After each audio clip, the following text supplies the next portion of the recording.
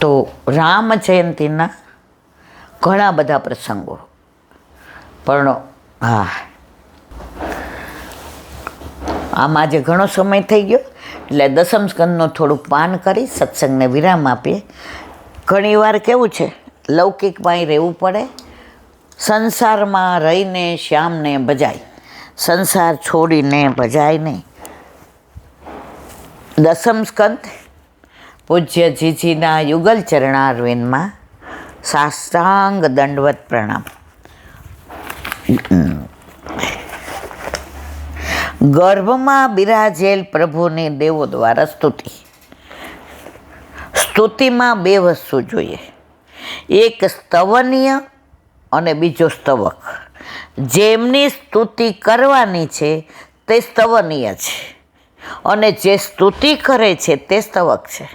સ્તવક અને સ્તવનીયમાં ત્રણ વસ્તુનું નિરૂપણ થાય છે: સ્વરૂપ, ગુણ અને સામર્થ્ય. સ્તુતિ કરનાર સ્તવનીયને બતાવે છે કે તમારું સ્વરૂપ કેવું છે, તમારા ગુણ કેવા છે અને તમારું સામર્થ્ય કેવું છે. તેની સાથે તે પોતાનું સ્વરૂપ, પોતાના ગુણ અને પોતાનું સામર્થ્ય પણ બતાવે છે. આમ સ્તુતિમાં બંનેના સ્વરૂપ, ગુણ અને સામર્થ્યનો સમન્વય હોય છે. જેનું સ્તવન કરીએ એનું સ્વરૂપ ન જાણતા હોય તો કેવી રીતે સ્તુતિ કરાય? આપણે વલ્લભની સ્તુતિ કરીએ, ઠાકોરજીની કરીએ, ગુસાઈજીની કરીએ, યમુનાજીની કરીએ, પણ એનું કાંઈ ખબર જ ન હોય તો આપણે આજે આ બેન આવ્યા છે એનું નામ નથી ખબર, ક્યાંથી આવ્યા, તો એને આવકારો કેવી રીતે દેવો? અથવા છોકરાઓ પૂછે કે કોણ હતું મમ્મી, તો કંઈ જાણતા જ નથી. તો પ્રભુની સ્તુતિ કરવી હોય તેનું રૂપ, એનું ગુણ, એનું સ્વરૂપ, આ બધું જાણતા હોઈએ તો એની સ્તુતિ કરી શકાય. જેનું સ્તવન કરીએ એનું સ્વરૂપ જ ન જાણતા હોઈએ તો કેવી રીતે સ્તુતિ કરી શકાય? કદાચ સ્વરૂપની ખબર હોય પણ ગુણોની ખબર ન હોય તો? હવે આવ્યા છે તો એમને ખબર છે કે આ બેન છે, પણ એ વૈષ્ણવ છે કે નહીં ન જાણીએ ત્યાં સુધી અહીંયા અધિકાર નથી. એટલે એટલું તો જાણવું જ પડે કે વૈષ્ણવ છો, કોનો બ્રહ્મ સંબંધ છે. ગમે એને આ રૂમમાં સત્સંગમાં આવકારો ન અપાય.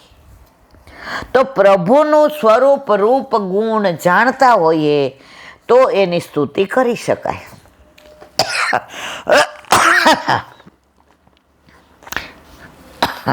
એ સ્વરૂપ અને ગુણવાળો કેટલું સામર્થ્ય ધરાવે છે એની ખબર જ ન હોય તો? માટે ત્રણેયને બરાબર જાણીને સ્તુતિ સહી. ઘણાને ઘરે ઠાકોરજી હોય તો એ નવરાત્રિમાં બધાય માતાજીને સ્થાપ. હમણાં અમે રાજકોટ ગયા તો એક જગ્યાએ એક વૈષ્ણવ મને મળવા આવ્યા. આમ તો મેં જાહેર નહોતું કર્યું કારણ કે મારે કામ એવું હતું કે કોઈને હું મળવા ન બોલાવી શકું કે હું ન જઈ શકું. પણ એક અંગત હતા, એ અમારા સગામાં હતા. તો મને કે અમારે એલા બેન મારા સાસુ એ કે નિવેદ કરે છે અને અમારા ઘરે આઠૈયામની સેવા છે. ભગવાનના સામર્થ્યમાં જેને વિશ્વાસ નથી ને એ બીજા દેવ પાસે જાય. આજે હું તમારી પાસે માગું કે મને 5,000 દો તો તમે મને દેવાના છો, પણ આજે આકાશને તમારી પાસે લેતો હોય, પપ્પા મને 50,000 આપજો ને. હવે હું એની પાસે માગું તો એ મને શું કહે? મેં પપ્પા પાસે લીધા, તું એની પાસે લઈ લે ને. સમજાયું? તો આપણા પ્રભુનું સામર્થ્ય જાણતા હોઈએ ને તો આ બધું કરીએ નહીં. મને કે હું તમને મળવા બોલાવું, મેં કીધું ના, અત્યારમાં ટાઈમ નથી, મારે એક દિવસનો ટાઈમ લઈને આવી છું. તો પ્રભુનું સામર્થ્ય જાણતા હોય ને પછી આ બધા ના પડીએ, પણ સામર્થ્ય નથી જાણતા એટલે આ બધામાં પડીએ છીએ. સ્તુતિ કરનાર સ્તવકના અંતરકરણમાં 3 વસ્તુ જોઈએ: શ્રદ્ધા, સદભાવના અને સ્નેહ. શ્રદ્ધા વિના બધું નકામું, પણ અંધશ્રદ્ધા ખોટી. છાપામાં કેવું આવે છે ઓલા ભૂવા ને જતી ને.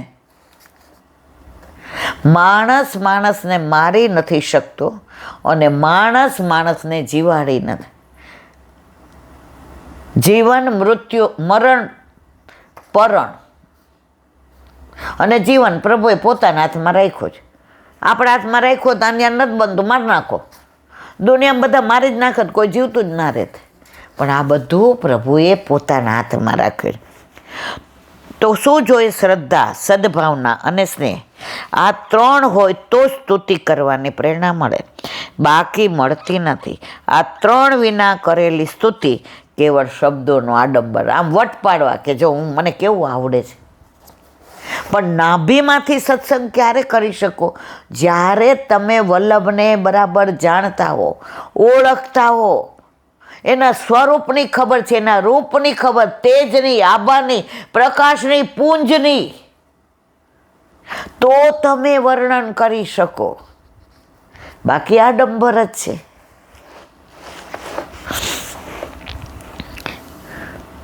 આ 3 હોય તો સ્તુતિ કરવાની પ્રેરણા મળે, બાકી મળતી નથી. આ 3 વિના કરેલી સ્તુતિ કેવળ શબ્દોનો આડંબર છે.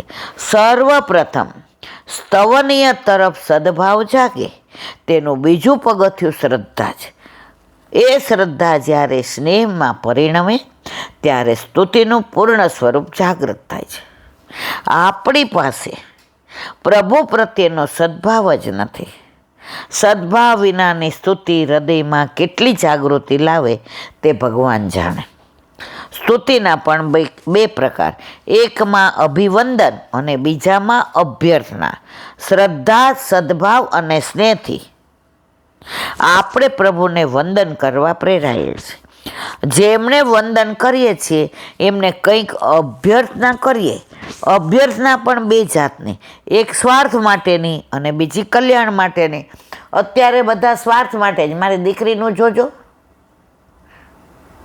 મારા લોનનું જોજો, મારે ઘર કરવું જ જોજો. આ સ્તુતિ નથી, પણ પ્રભુના તત્સુખનું. એકવાર પ્રભુએ ગોપીને કીધું કાંઈક માગ. એ કે તમે મળી ગયા, હું માગું? એ કે ના, મારું વચન છે, ચલ માગ. ગોપીએ કીધું પ્રભુ ક્યારેય આપ અપ્રસન્ન ન થાવ, આ પ્રસન્ન રહ્યો, આપ સદાય હસતા રહ્યો. એ કે ગોપી, મેં તને તારા માટે માગવાનું કીધું, આ તો તે મારા માટે માગ્યું. પ્રભુ તમારા વિના હું છું જ નહીં. હરિ છે તો હું છું. હું હરિનો, હરિ મમ રક્ષક. હરિ કરશે મમ હિતનો, એ નિશ્ચય બદલાય નહીં. દુનિયા ઊંધીન જતી થાય, પણ મારા પ્રભુનો વિશ્વાસ ક્યારેય હું છોડું નહીં. દાનવોની માગણીમાં પોતાનું હિત સિદ્ધ કરવાની વૃત્તિ હોય છે અને દેવોની માગણીમાં સર્વનું કલ્યાણ કરવાની. જો દાનવ તપ કરે ને એવું જ માગે, જેના ઉપર હાથ મૂકો એ બળી જાય, ભસ્મ થઈ જાય. અને દેવો તપ કરે ને સર્વેનું કલ્યાણ થાવ. વૈષ્ણવને કાંઈ હોય ને, પ્રસાદ આવે ને તો શું કે વેચીને કણકો કણકો. શબ્દ વૈષ્ણવનો કયો છે? કણકો. કણમાંથી કણ. બધું મારું નહીં, વધે એ મારું. એટલે આપણને વધે એને શું કહેવાય છે? મહાપ્રસાદ. સ્તુતિ હિરણ્યકશિપુ પણ કરતો હતો, એવી જ રીતે દેવો પણ સ્તુતિ કરે છે. હિરણ્યકશિપુએ બ્રહ્માની સ્તુતિ કરી અને તેમના ગુણ ગાયા. બોલો વલ્લભાધીશ કી જય. અને મારા ગુરુ चंद्र सरोवर पे सूरदास जी के द्वार पे मेरा दंडवत प्रणाम. सुरभि कुंड पे परमानंदास जी के द्वार पे मेरा दंडवत प्रणाम. जमुनावता पे संकर्षण कुंड पे कुंभनदास जी के द्वार पे मेरा दंडवत प्रणाम. बिरछू कुंड पे कृष्णदास जी के द्वार पे मेरा दंडवत प्रणाम. कदम खंडी पे गोविंद स्वामी के द्वार पे मेरा दंडवत प्रणाम. अप्सरा कुंड पे चित्त स्वामी के द्वार पे मेरा दंडवत प्रणाम. मानसी गंगा पे नंददास जी के द्वार पे मेरा दंडवत प्रणाम। रुद्र कुंड पे चतुर्बुद्ध दास जी के द्वार पे मेरा दंडवत प्रणाम। વ્રજ વિલાસ વ્રજની ગોપિકાઓને મારા દંડવત પ્રણામ. હે વલ્લભ, સવારથી અત્યાર સુધી સેવા સ્મરણ સત્સંગ જે પણ તે કરાવ્યું તે તારા ચરણારવિંદમાં સમર્પણ કરું છું. ભૂલ અપરાધ થઈ હોય તો ક્ષમા કરશો. બોલો વલ્લભાધીશ કી જય. દ્રઢ ચરણ કેરો ભરોસો દ્રઢઈન શરણ કેરો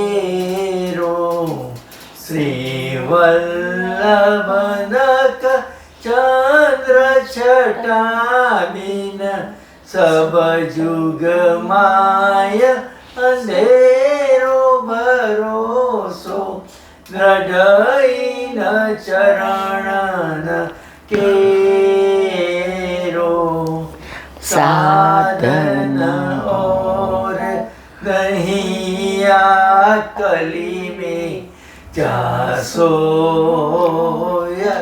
निवेरो सुर का कहे त्रिविध आंधरो बिना मोल को चेरो भरोसो દ્રઢઈન શરણન દ્રઢઈન શરણન દ્રઢઈન શરણન કેરો.